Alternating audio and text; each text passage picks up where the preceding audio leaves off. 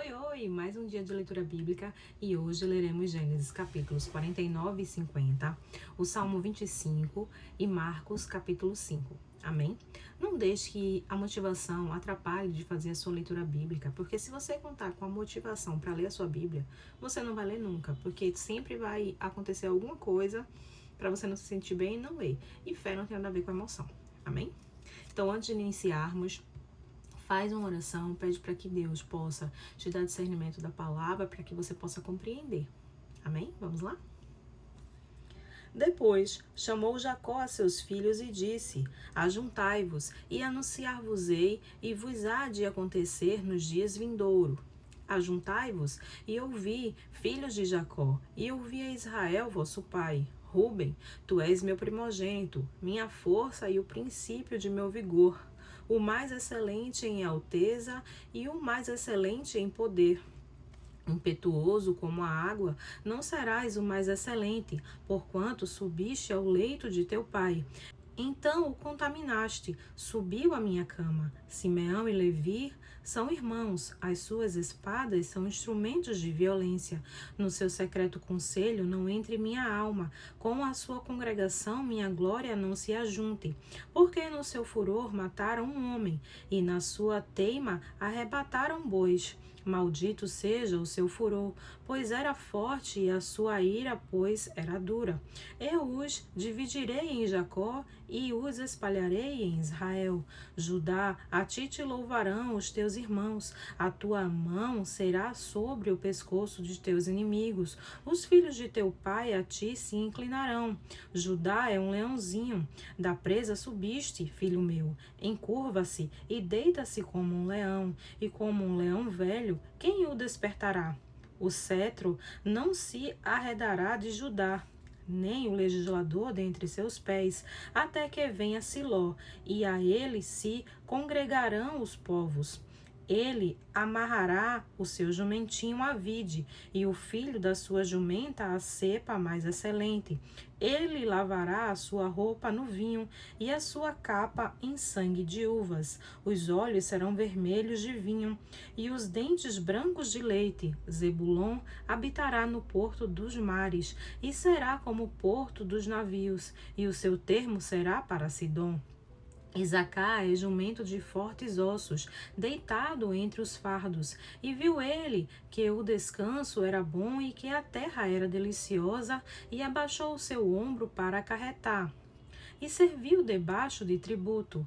Dan julgará o seu povo como uma das tribos de Israel. Dan será serpente junto ao caminho, uma víbora junto à vereda, que morde os calcanhares do cavalo e faz cair o seu cavaleiro por detrás. A tua salvação espero, ó Senhor. Quanto a Gade, uma tropa o acometerá, mas ele a acometerá por fim. De Azer o pão será gordo, e ele dará delícias reais. Naphtali é uma gazela solta, ele dá palavras formosas. José é um ramo frutífero junto à fonte. Seus ramos correm sobre o muro. Os flecheiros lhe deram amargura e o flecharam e odiaram. O seu arco, porém, susteve-se no forte, e os braços de suas mãos foram fortalecidos pelas mãos do valente de Jacó, de onde é o pastor e a pedra de Israel. Pelo Deus de teu pai, o qual te ajudará, o teu, e pelo Todo-Poderoso, o qual te abençoará com bênçãos nos altos céus, com bênçãos do abismo que está embaixo, com bênçãos do seio e da madre. As bênçãos de teu pai excederão as bênçãos de seus pais, até a extremidade dos outeiros eternos. Elas estarão sobre a cabeça de José, e sobre o alto da cabeça do que foi separado de seus irmãos. Benjamim é lobo que despedaça. Pela manhã comerá a presa, e à tarde repartirá o despojo. Todas estas são as 12 tribos de Israel, e isto é o que lhes falou seu pai, quando os abençoou, a cada um deles abençoou segundo a sua bênção. Depois ordenou-lhes e disse-lhes: Eu me congrego ao meu povo, sepultai-me com os meus pais, na cova que está no campo de Efron, o Heteu, na cova que está no campo de Macpela, que está em frente de Manre, na terra de Canaã, a qual Abraão comprou com aquele campo de Efron, o Heteu, por herança de sepultura. Ali sepultaram a Abraão e a Sara, sua mulher. Ali sepultaram a Isaque e a Rebeca, sua mulher. E ali eu sepultei a Lia. O campo e a cova que está nele foram comprados aos filhos de Et. Acabando, pois, Jacó de dar instruções a seus filhos, encolheu os pés na cama e expirou, e foi congregado ao seu povo. Então José se lançou sobre o rosto de seu pai e chorou sobre ele e o beijou. E José ordenou aos seus servos, os médicos, que embalsamassem a seu pai. E os médicos embalsamaram a Israel. E cumpriram-se-lhe 40 dias, porque assim se cumprem os dias daqueles que se embalsamam. E os egípcios o choraram 70 dias. Passados, pois, os dias de seu choro, falou José à casa de Faraó, dizendo: Se agora tenho achado graça aos vossos olhos, rogo-vos que faleis aos ouvidos de Faraó, dizendo: Meu pai me fez jurar, dizendo: Eis que eu morro em meu sepulcro, que cavei para mim na terra de Canaã. Ali me sepultarás. Agora, pois, te peço que eu suba, para que sepulte a meu pai. Então voltarei. E Faraó disse: Sobe e sepulta a teu pai, como ele te fez jurar. E José subiu para sepultar a seu pai. E subiram com ele todos os servos de Faraó, os anciões da sua casa, e todos os anciões da terra do Egito, como também toda a casa de José e seus irmãos, e a casa de seu pai. Somente deixaram na terra de Gozém os seus meninos, e as suas ovelhas e as suas vacas. E subiram também com ele tanto carros como gente a cavalo, e o cortejo foi grandíssimo. Chegando eles, pois, à eira de Atade, que está além do Jordão, fizeram um grande e dolorido pranto, e fez a seu pai uma grande lamentação por 7 dias. E vendo os moradores da terra, os cananeus, o luto na eira de Atade, disseram: É este o pranto grande dos egípcios. Por isso, chamou-se-lhe Abel-Misraim, que está além do Jordão. E fizeram-lhe os seus filhos assim como ele lhes ordenara, pois os seus filhos o levaram à terra de Canaã e o sepultaram na cova do campo de Macpela, que Abraão tinha comprado com o campo, por herança de sepultura de Efron, o Heteu, em frente de Manre. Depois de haver sepultado seu pai, voltou José para o Egito, ele e seus irmãos, e todos os que com ele subiram a sepultar seu pai.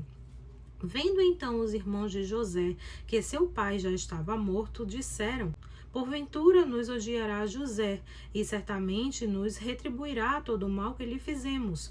Portanto, mandaram dizer a José: Teu pai ordenou, antes da sua morte, dizendo: Assim direis a José: Perdoa, rogo-te, a transgressão de teus irmãos, e o seu pecado, porque te fizeram mal. Agora, pois, rogamos-te que perdoes a transgressão dos servos do Deus de teu pai. E José chorou quando eles lhe falaram. Depois vieram também seus irmãos e prostraram-se diante dele e disseram: Ei-nos aqui por teus servos. E José lhes disse: Não temais, porventura estou eu em lugar de Deus? Vós bem intentastes mal contra mim.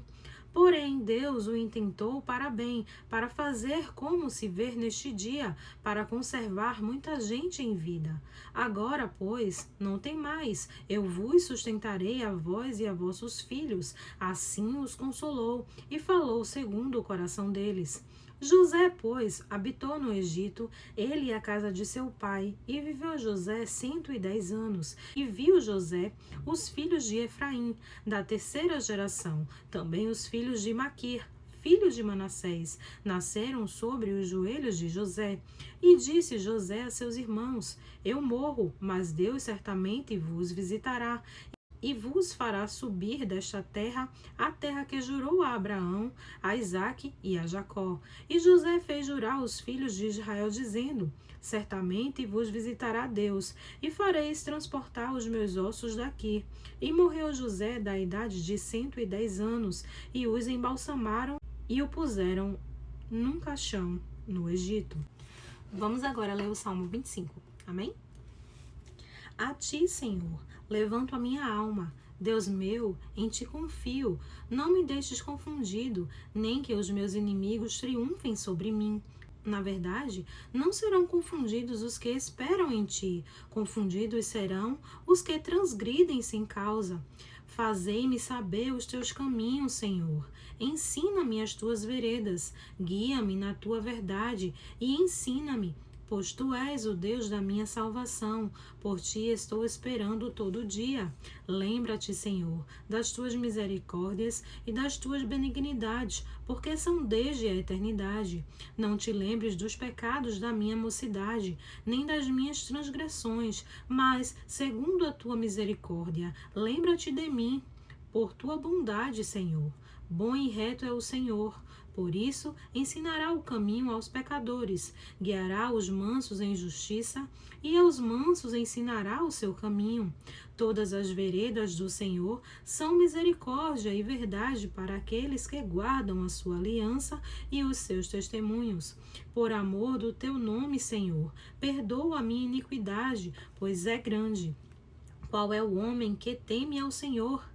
Ele o ensinará no caminho que deve escolher. A sua alma pousará no bem, e a sua semente herdará a terra. O segredo do Senhor é com aqueles que o temem, e ele lhes mostrará a sua aliança. Os meus olhos estão continuamente no Senhor, pois ele tirará os meus pés da rede. Olha para mim e tem piedade de mim, porque estou solitário e aflito. As ânsias do meu coração se têm multiplicado. Tira-me dos meus apertos, olha para a minha aflição e para a minha dor, e perdoa todos os meus pecados. Olha para os meus inimigos, pois se vão multiplicando e me odeiam com ódio cruel. Guarda minha alma e livra-me, não me deixes confundido, porquanto confio em ti. Guarda-me a sinceridade e a retidão, porquanto espero em ti. Redime, ó Deus, a Israel de todas as suas angústias. Amém? Agora leremos Marcos, capítulo 5. Amém?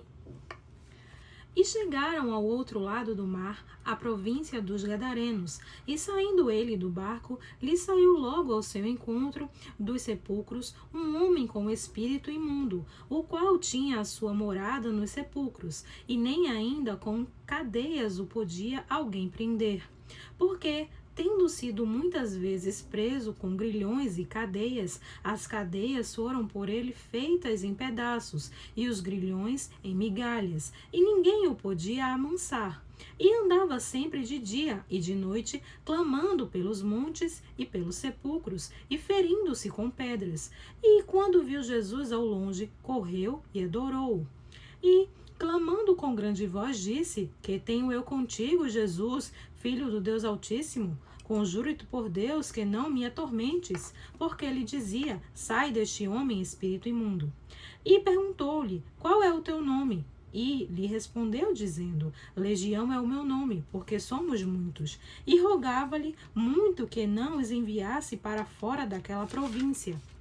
E andava ali pastando no monte uma grande manada de porcos, e todos aqueles demônios lhe rogaram, dizendo: Manda-nos para aqueles porcos, para que entremos neles. E Jesus logo lhe permitiu, e saindo aqueles espíritos imundos, entraram nos porcos, e a manada se precipitou por um despenhadeiro no mar. Eram quase 2.000, e afogaram-se no mar.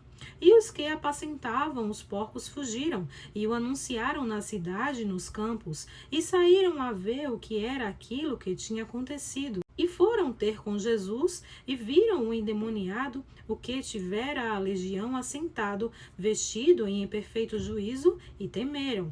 E os que aquilo tinham visto, contaram-lhes o que acontecera ao endemoniado e acerca dos porcos, e começaram a rogar-lhe que saísse dos seus termos.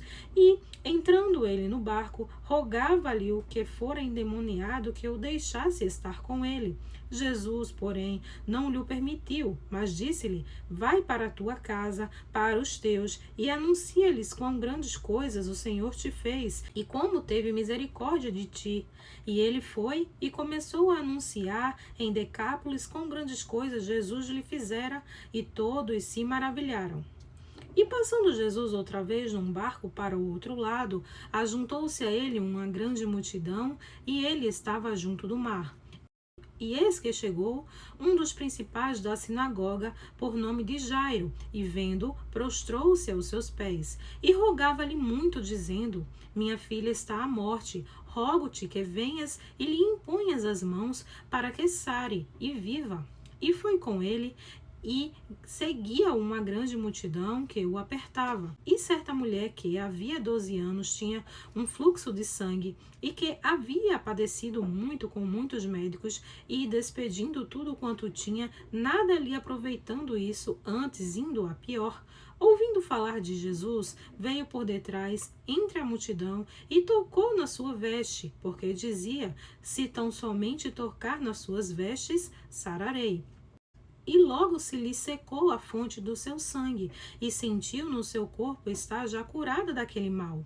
E logo Jesus, conhecendo que poder de si mesmo saíra, voltou-se para a multidão e disse: quem tocou as minhas vestes? E disseram-lhe os seus discípulos: vês que a multidão te aperta e dizes: quem me tocou?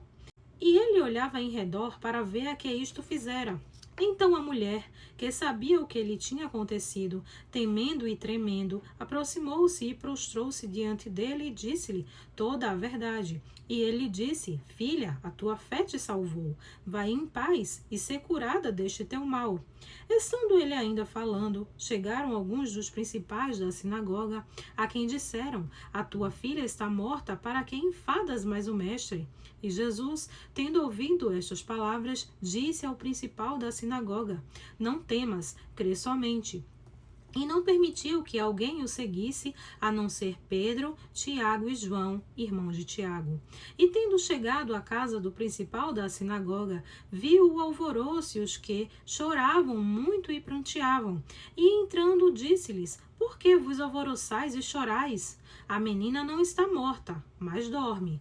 E riam-se dele, porém ele, tendo-o feito sair, tomou consigo o pai e a mãe da menina e os que com ele estavam, e entrou onde a menina estava deitada. E tomando a mão da menina, disse-lhe: Talita, cumi, que traduzido é: menina, a ti te digo, levanta-te. E logo a menina se levantou e andava, pois já tinha 12 anos, e assombraram-se com grande espanto. E mandou-lhes expressamente que ninguém o soubesse, e disse que se lhe dessem de comer. Amém. Glória a Deus.